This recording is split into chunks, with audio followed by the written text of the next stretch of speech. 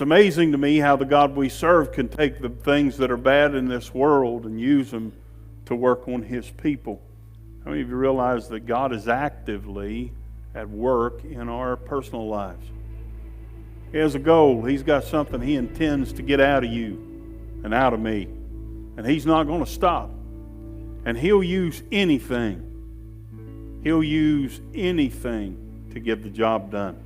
Every time we anoint somebody with oil, I'm reminded of the fact that before you can get the oil, you've got to crush the olive.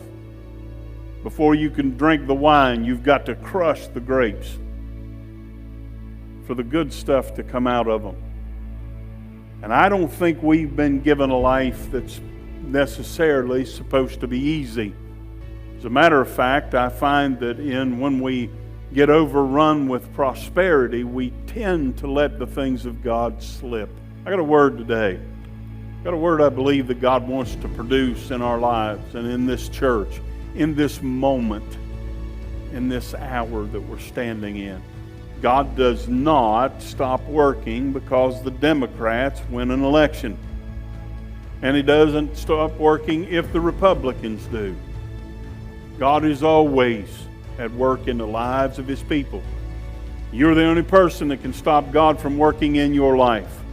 There is not a governmental authority that can stop God from working in your life.